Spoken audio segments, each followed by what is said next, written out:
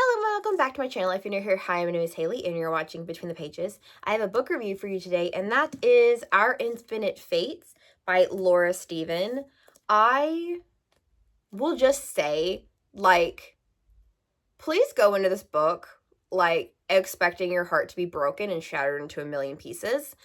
And also, the last 25%, it turns into a fantasy novel, basically. So let's just get into it. Okay, so Our Infinite Fates is about two people who are destined to repeat life over and over again and kill each other. So that's the basic gist of this novel. It is marketed towards people who like The Invisible Life of Addie LaRue. I would say that that's not really an accurate comp title, in my opinion, because yes, they are kind of doomed to never leave a mark on things, sort of, because they can only live 17 years. And then at some point they gain the memory that each of them are going to be the reason for each other's death. Basically, sometimes it hits at 6 or 8 or even as late as 10 or 11, which then they're very suspicious about everybody around them, thinking who are you? Are you Arden? Are you Evelyn? Evelyn is the female, Arden is the male. At least in this incarnation, because they can reincarnate into different genders. So when she's talking about Arden, a lot of times she uses they pronouns because they can go either way. In a lot of lives, they've been both male, they've been both female. So, I mean, that's how it ends up at the end. They both reincarnate into male bodies, but they still go by Arden and Evelyn because those are... Evelyn is a name that she has chosen for herself. So, again, it's very complicated. And like I said, the last 25% turns into a full-on fantasy book. So if you are not expecting that and you are not ready for that, I know that a lot of people were disappointed by this. Because at least going into Addie LaRue, you know that it's a fantasy. Because it's talking about, death gods and things like that.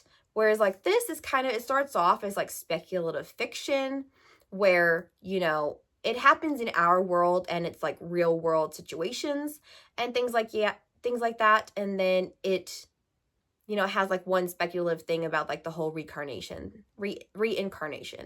thing. But yeah, the last 25%, you find out that she is a demon and she is the one who has started this whole thing in the first place.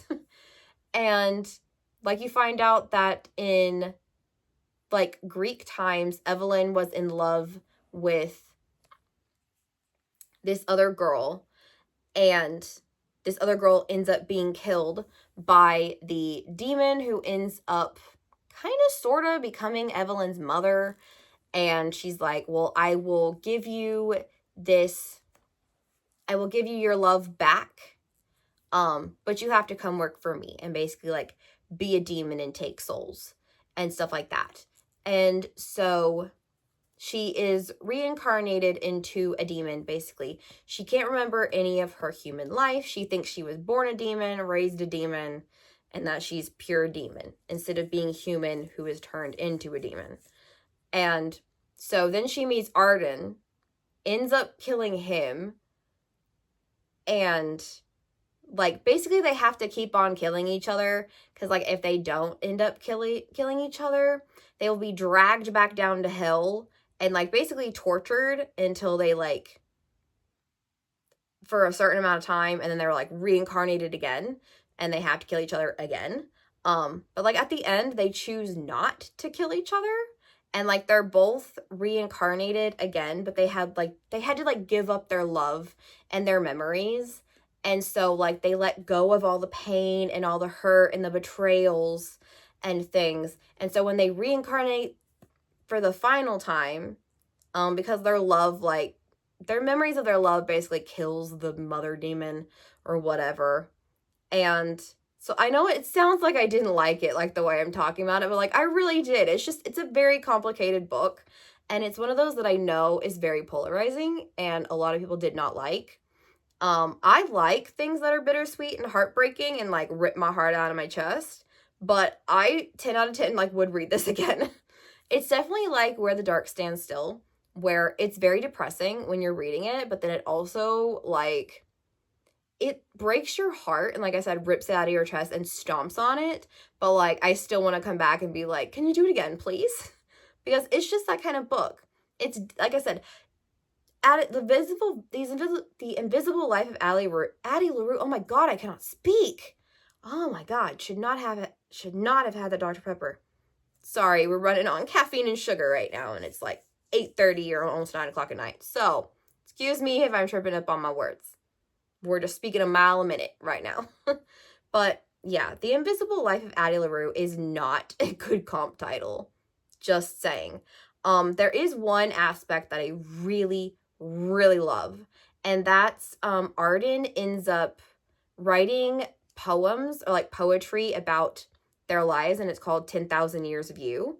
And it's basically found with with one of his bodies in Siberia, which was like the one time that Arden was like, I don't want to kill you. I don't want to do this again. Because he's already poisoned her, basically. And he's like holding her in his arms and she's dying. And like he ends up killing himself also. But yeah, they end up finding it with his body and like basically publishing it. And so like the whole thing, you get like little snippets of 10,000 Years of You. And I just think it's so romantic in a really depressing kind of way.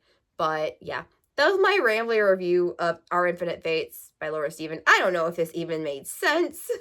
So I'm sorry if it doesn't make any sense. I'm just here rambling because I have had a large Dr. Pepper and I usually don't drink caffeine or sugar this late in the night. So I hope you enjoyed this.